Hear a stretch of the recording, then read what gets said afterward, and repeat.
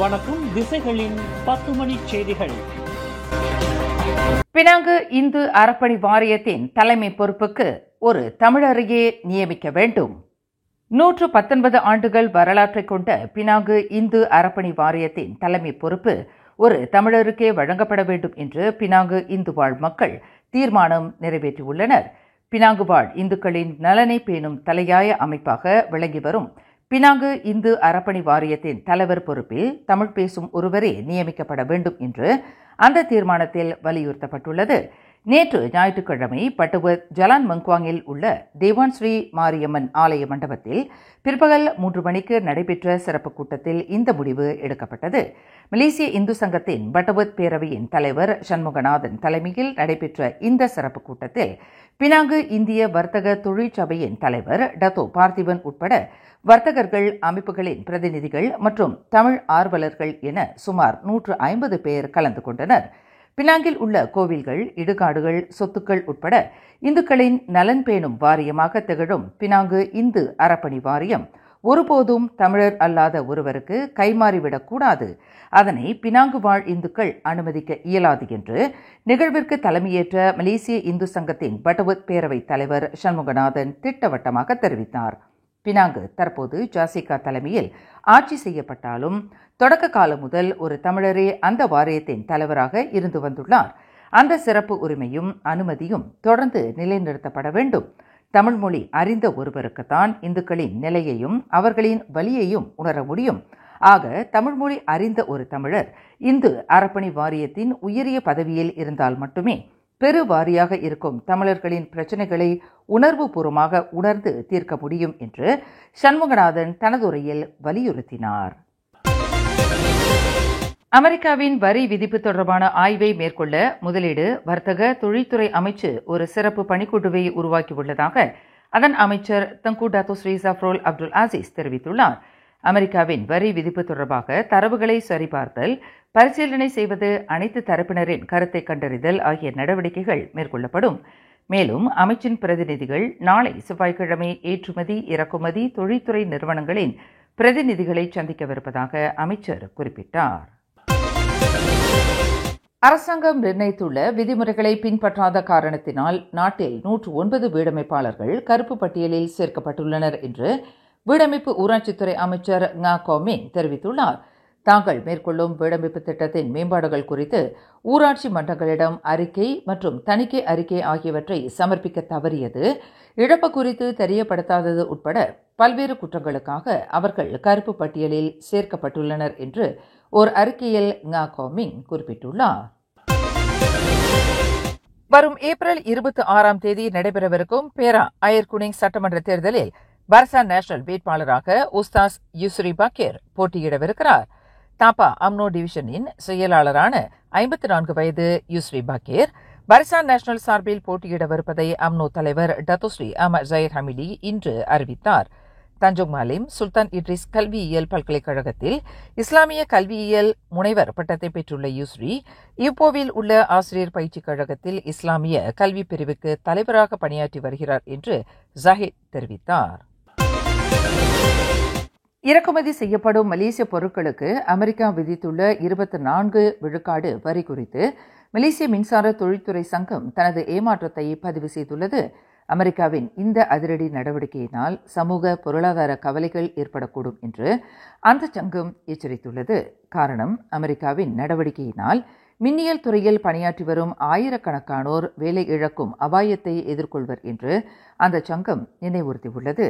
குறிப்பாக அமெரிக்காவின் ஒரு தலைப்பட்சமான முடிவினால் மின்சாரம் மற்றும் மின் அணு துறையில் செயல்படும் உள்ளூர் நிறுவனங்களுக்கு எதிர்மறையான அழுத்தத்தை கொடுக்கக்கூடும் என்று அந்த சங்கம் கவலை தெரிவித்துள்ளது. பினாங்கு மாநிலத்தில் 5 மாவட்டங்களிலும் இந்துக்கள் ஈமக்கிரியை சடங்கு செய்வதற்கான கூடங்கள் கட்டப்படுவதற்கு தாம் உறுதி பூண்டிருப்பதாக பினாங்கு மாநில ஆட்சிக்குழு உறுப்பினர் டத்துஸ்ரீ சுந்தரராஜு சோமு தெரிவித்தார். பினாங்கில் வீட்டு வசதி மற்றும் சுற்றுச்சூழல் ஆட்சிக்குழு உறுப்பினராக தாம் பொறுப்பேற்றிருந்த போதிலும் பினாங்கில் 5 மாவட்டங்களிலும் இந்துக்கள் ஈமச்சடங்கு செய்வதற்கு போதுமான வசதிகளுடன் ஈமக்கிரியை கூடங்கள் நிர்மாணித்துவிட வேண்டும் என்பது தம்முடைய மற்றொரு இலக்காக இருந்து வருகிறது என்று டத்துஸ்ரீ சுந்தரராஜு குறிப்பிட்டார். பிறப்பு முதல் இறப்பு வரை ஒருவர் கண்ணியத்துடனும் கௌரவத்துடன் நடத்தப்பட வேண்டும்.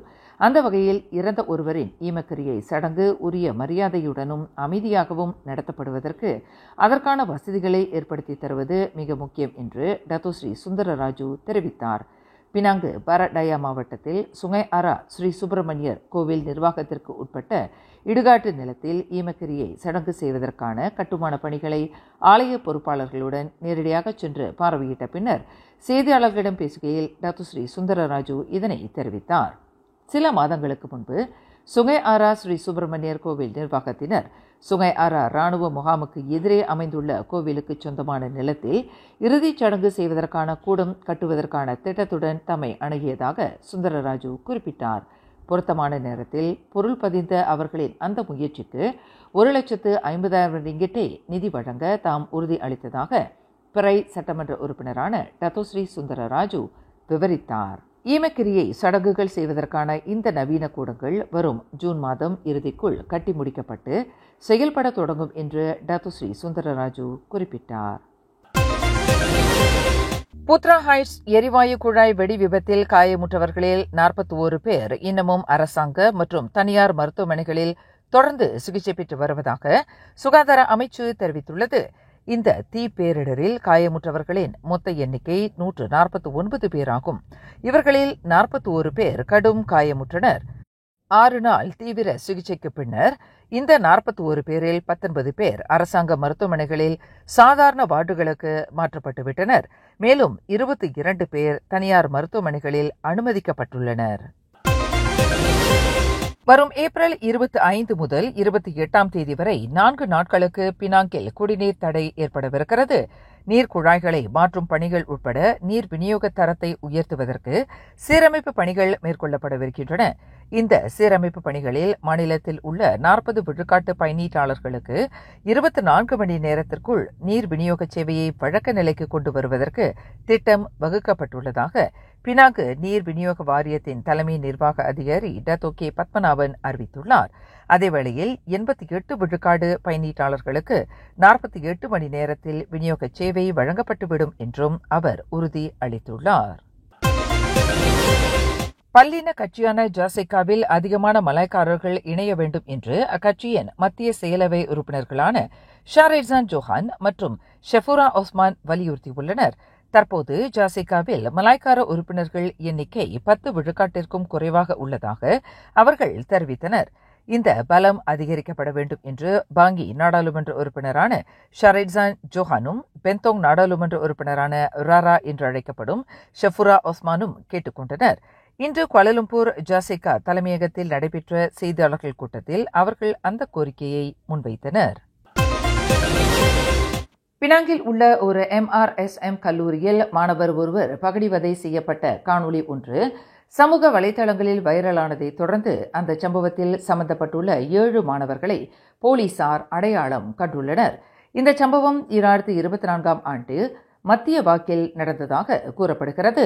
விளையாட்டுக்காக தாங்கள் பகடிவதை செய்ததாக அந்த மாணவர்கள் கூறிய போதிலும் அதன் உள்ளடக்கத்தின் தன்மை ஆராயப்பட்டு வருவதாக சுப்ரங்பிராய் மாவட்ட போலீஸ் தலைவர் நூர் அசாம் அப்துல் கப்பார் தெரிவித்துள்ளார்.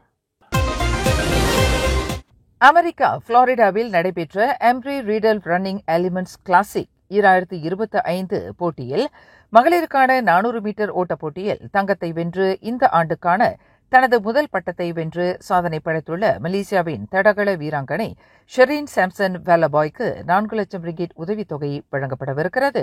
ஆசியான் விளையாட்டுப் போட்டியில் தங்கத்தை வெல்வார் என்ற நம்பிக்கையில் இந்த உதவித்தொகை வழங்கப்படவிருப்பதாக இளைஞர் விளையாட்டுத்துறை அமைச்சர் ஹனா யூ இன்று அறிவித்துள்ளார். இந்த உதவித்தொகையை பெற்ற பின்னர் அமெரிக்காவிலேயே ஷெரீன் பயிற்சியை தொடர்வார் என்று ஹனா யூ குறிப்பிட்டார். அமைச்சின் 4 லட்சம் ரிங்கிட் உதவித்தொகை பயிற்சி, தங்குமிடம், உணவு, ஊட்டச்சத்து மருந்து, உடல் மசாஜ் மற்றும் போட்டிச் செலவுகள் முதலியவற்றுக்கு ஷெரீனுக்கு 1 வருட காலத்திற்கு ஈடு செய்யும் என்று ஒரு அறிக்கையில் ஹனாயோ குறிப்பிட்டார். மிகச் சத்தமாக கராயோகேவில் பாடிக்கொண்டிருந்ததாக கூறப்படும் அண்டை வீட்டுக்கார மூதாட்டி மீது எச்சிலை உமிழ்ந்து அவரை இரும்பினால் தாக்கியதாக நம்பப்படும் ஆடவர் ஒருவரை போலீசார் கைது செய்துள்ளனர். கடந்த வாரம் வியாழக்கிழமை மலாக்கா பங்காலான் ஜாஜார் ஆலை சுங்கை ஆலையில் நிகழ்ந்த இந்த சம்பவம் தொடர்பில் அளிக்கப்பட்ட போலீஸ் புகாரை தொடர்ந்து 40 வயது மதிக்கத்தக்க அந்த ஆடவர் கைது செய்யப்பட்டார். முதலில் ஏற்பட்ட வாய் தகராறு பின்னர் பெரிய சண்டையாக மாறியதாக நம்பப்படுகிறது.